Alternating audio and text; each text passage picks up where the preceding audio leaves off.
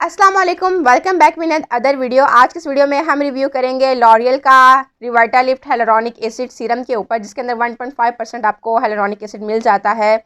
और प्लस हम कंपेयर करेंगे ऑर्डिनरी के हेलुरोनिक एसिड के साथ कि दोनों में से कौन से वाला ज़्यादा अच्छा है, कौन से वाला आपको बाय करना चाहिए, कौन से वाला आपको बिल्कुल भी बाय नहीं करना चाहिए, आपके पैसे फजूल जा सकते हैं। तो आज की इस वीडियो में हम यही सब डिस्कस करेंगे। और वीडियो शुरू करते हैं। वीडियो शुरू करने से पहले आपने जल्दी से चैनल को सब्सक्राइब कर देना है, ताकि नेक्स्ट टाइम मैं जब भी कोई भी न्यू वीडियो पोस्ट करूँ आप तक नोटिफिकेशन भी पहुंच जाए। तो चलिए जनाब स्टार्ट करते हैं आज की वीडियो।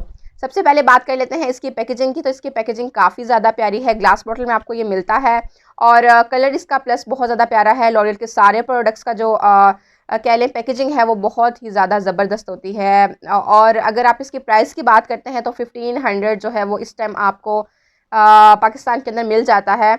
और अगर आप इसके रिज़ल्ट्स की बात करें तो इसके अंदर 1.2% हेलुरोनिक एसिड है।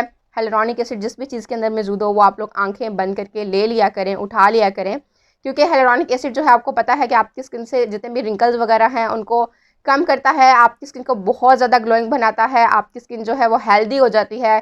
प्लस अगर आप फार्मूला क्रीम्स इस्तेमाल कर करके अपनी स्किन का बेड़ा गर्क कर चुके हैं तो उसको हील करने के लिए, आपकी स्किन को रिपेयर करने के लिए जो है ना वो हेलुरोनिक एसिड बहुत ही ज़बरदस्ती चीज़ है। अच्छा, अब बात कर लेते हैं कि आपको ये बाय करना चाहिए या नहीं करना चाहिए। तो देखिए, मैं ये कहूँगी कि आपको ये डेफिनेटली बाय करना चाहिए, क्योंकि ये बहुत ही ज़बरदस्त अमेजिंग चीज़ है। अगर आप इसको लगाते हैं तो 3 से 4 दिन के अंदर ही आपको आपकी स्किन जो है वो बहुत ज़्यादा ग्लोइंग फील होगी। एक अच्छा सा ग्लो आ जाएगा आपकी स्किन के ऊपर, और आपको आपकी स्किन हेल्दी हेल्दी फील होगी। आपको आपकी स्किन लगेगा कि जैसे ना टाइट हो गई है। तो मैं ये तो नहीं कह सकती कि आपका जो कलर है, हमेशा आप लोग वाइटनिंग के बारे में पूछते हैं कि कलर कितना फेयर होगा। मैं ये नहीं कह सकती कि इससे कलर बहुत ज़्यादा फेयर होगा। हाँ, आपकी स्किन जब ग्लोइंग लगती है, हेल्दी लगती है थोड़ी सी, तो थोड़ा सा वो आपको खुद फील होता है कि जैसे कलर थोड़ा सा फेयर हो रहा है हमारा, लेकिन ऐसा होता नहीं है।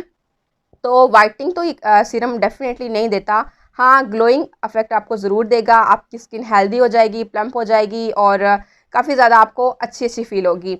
और अगर आप इसको ऑर्डिनरी के सीरम के साथ कंपेयर करते हैं, ऑर्डिनरी के सीरम के अंदर जो परसेंटेज है वो 2% हेलुरोनिक एसिड जो है वो यूज़ किया गया है। और इसके अंदर जो है लॉरियल के अंदर वो 1.5% यूज़ किया गया है। और अगर आप इसकी प्राइस की बात करते हैं तो ऑर्डिनरी के सीरम जो है वो 2500 तक का आपको मिलता है, और जो लॉरियल का सीरम है वो आपको 1500 तक का मिलता है। तो प्राइस में भी काफ़ी ज़्यादा फ़र्क है। अगर आप फर्स्ट टाइम हेलुरोनिक एसिड इस्तेमाल करना चाहते हैं तो फिर मैं कहूँगी आप डेफिनेटली लॉरियल जो है वो बाय करें। और अगर आप अफोर्ड नहीं कर सकते इतना, क्योंकि ऑर्डिनरी के सीरम काफ़ी ज़्यादा महंगे हैं, तो फिर भी आप डेफिनेटली लॉरियल का ट्राई कर सकते हैं, अच्छा सीरम है।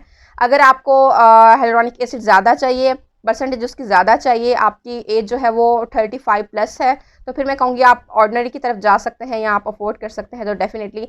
लेकिन एक रीज़नेबल प्राइस में एक अच्छा जो आपको ऑप्शन मिल जाता है वो आपको लॉरियल का है, तो आप डेफिनेटली लॉरियल का जो है वो ट्राई कर सकते हैं। तो ये थी जनाब आज की वीडियो। आई होप आपको अच्छी लगी होगी। वीडियो अगर अच्छी लगी हो तो प्लीज़ इसको लाइक कर दीजिएगा, फ्रेंड्स के साथ शेयर करना बिल्कुल भी मत भूलिएगा।